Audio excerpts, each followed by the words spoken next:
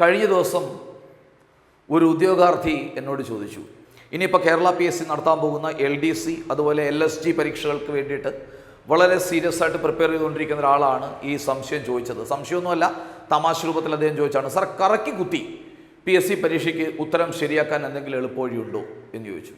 ഞാൻ അവനോട് പറഞ്ഞു, യാതൊരു വഴികളുമില്ല. പക്ഷേ നീ നല്ലപോലെ പഠിക്കുന്ന ആളാണെങ്കിൽ, നല്ലപോലെ വിഷയങ്ങൾ പഠിച്ചിട്ടുള്ള ഒരാളാണെങ്കിൽ അവസാനം ഒരു സ്മാർട്ട് വർക്കിലൂടെ മിനിമം ഒരു 5 ചോദ്യങ്ങൾ ശരിയാക്കാൻ, വ്യക്തമായ ഉത്തരം അറിയത്തില്ലെങ്കിലും 5 ചോദ്യങ്ങളുടെ ഉത്തരങ്ങൾ വരെ ശരിയാക്കാനുള്ള ഒരു സ്മാർട്ട് വർക്ക് വേണമെങ്കിൽ ഞാൻ പറഞ്ഞുതരാം. ആ സ്മാർട്ട് വർക്ക് ഞാൻ ഇന്ന് നിങ്ങളോട് ഷെയർ ചെയ്യാൻ പോവുകയാണ്. എല്ലാവർക്കും PSC പനോരമയുടെ ഓൺലൈൻ ക്ലാസ്സിലേക്ക് സ്വാഗതം.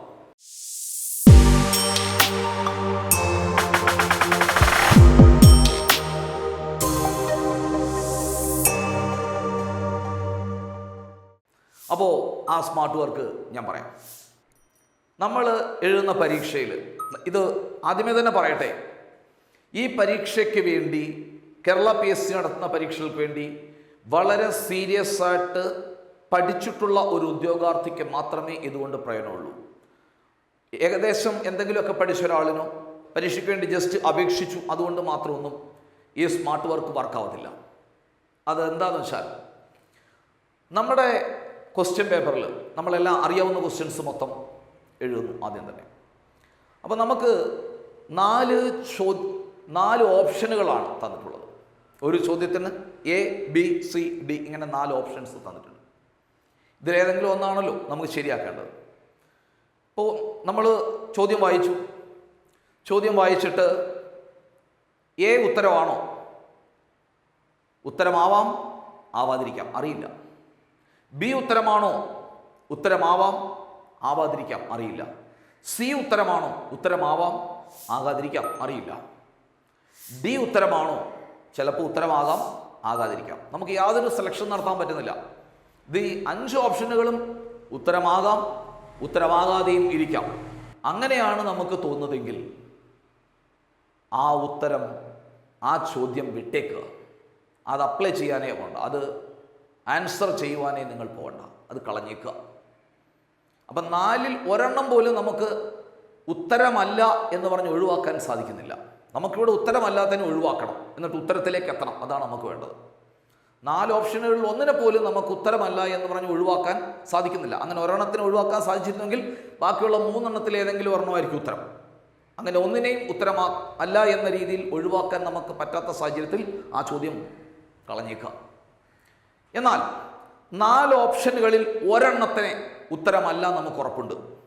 ഒരെണ്ണം ഉത്തരമല്ല. A ഉത്തരമാകാം, ആകാതെയും ഇരിക്കാം.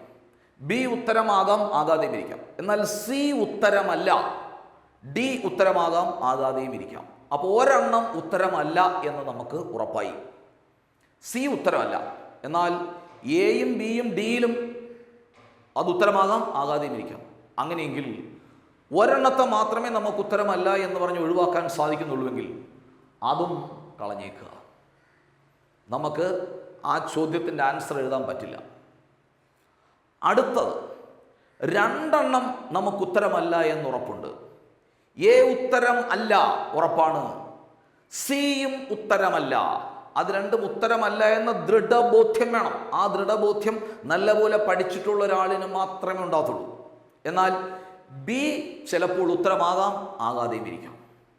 Dയും ഉത്തരമാകാം, ആകാതെയും ഇരിക്കാം. അതായത് 4 ഓപ്ഷനുകളിൽ 2 ഓപ്ഷനുകളെ ഉത്തരം അല്ല എന്ന രീതിയിൽ പൂർണ്ണമായിട്ടും ദൃഢബോധ്യത്തോടു കൂടി ഒഴിവാക്കാൻ നമുക്ക് സാധിച്ചിട്ടുണ്ടെങ്കിൽ ആ ചോദ്യം ടിക്ക് ചെയ്ത് വെക്കുക.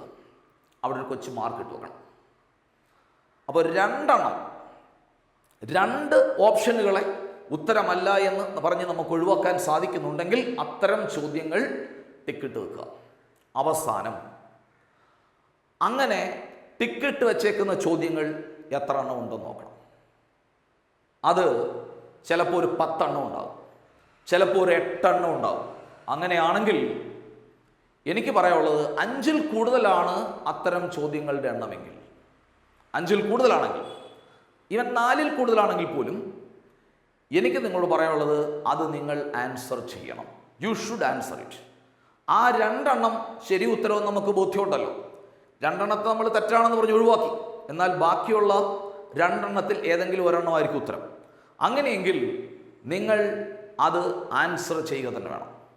10 എണ്ണം നിങ്ങൾ ആൻസർ ചെയ്യുമ്പോൾ മിനിമം 3 എണ്ണമെങ്കിലും ശരിയായിട്ടുണ്ടാകും. അങ്ങനെയെങ്കിൽ നഷ്ടം ഇല്ല എന്നുള്ളതാണ്. 4 എണ്ണം ശരിയെങ്കിൽ ലാഭമാണ്. 5 ശരിയെങ്കിൽ വളരെ വലിയ ലാഭമാണ്. 5 ശരിയാണെങ്കിൽ 5 മാർക്ക് കിട്ടും. നെഗറ്റീവ് മാർക്കായിട്ട് അതിനകത്തുനിന്ന് 1.66 മാർക്ക് മാത്രമേ കുറയത്തുള്ളൂ. അപ്പോൾ 3.33 മാർക്ക് അവിടെ ലാഭമാണ്. അപ്പോൾ ഇത് എല്ലാവരും പ്രയോജനപ്പെടുത്തുക. ഇത് പ്രയോജനപ്പെടുത്തണമെങ്കിൽ വളരെ കൂടുതൽ പഠിച്ചിട്ടുള്ള ആളായിരിക്കണം. നിങ്ങൾ ഒഴിവാക്കുന്ന ഉത്തരങ്ങൾ, ഇത് ഉത്തരമല്ല എന്ന് പറഞ്ഞ് നമ്മൾ ഒഴിവാക്കുന്ന ഉത്തരങ്ങൾ, അത് ഉത്തരമല്ല എന്ന് നമുക്ക് ദൃഢബോധ്യം വേണം. അങ്ങനെ ഉണ്ടാകണമെങ്കിൽ നല്ലപോലെ പ്രിപ്പയർഡ് ആയിട്ടുള്ള ആളിന് മാത്രമേ അങ്ങനെ സാധിക്കത്തുള്ളൂ. അപ്പോൾ ഞാൻ ഈ പറഞ്ഞു വന്ന സ്മാർട്ട് വർക്ക് എല്ലാവരും പരീക്ഷയിൽ നല്ലപോലെ പ്രയോജനപ്പെടുത്തുക. ഇത് പരീക്ഷാ ഹാളിൽ പോയല്ല നിങ്ങൾ പ്രയോഗിക്കേണ്ടത്, ഇപ്പോഴേ പ്രാക്ടീസ് ചെയ്തു തുടങ്ങണം. നിങ്ങൾ മോക്ക് പരീക്ഷകൾ എഴുതുന്ന സമയങ്ങളിൽ തന്നെ ഈ രീതിയിൽ പ്രാക്ടീസ് ചെയ്തു തുടങ്ങുക. ഇത് ഉറപ്പായിട്ടും പരീക്ഷയ്ക്ക് വർക്കൗട്ട് ആവും. അപ്പോൾ ഞാൻ ഈ പറഞ്ഞു തന്ന ഈ സ്മാർട്ട് വർക്ക് നിങ്ങൾക്കൊക്കെ പ്രയോജനപ്പെടട്ടെ എന്ന് ആശംസിക്കുന്നു. എല്ലാവർക്കും നിങ്ങൾ ഇനി എഴുതാൻ പോകുന്ന LD അതുപോലെ LSG പരീക്ഷകളിലൊക്കെ വളരെ നല്ല ഒരു വിജയം ഉണ്ടാകട്ടെ എന്ന് ആത്മാർത്ഥമായി ആശംസിക്കുന്നു.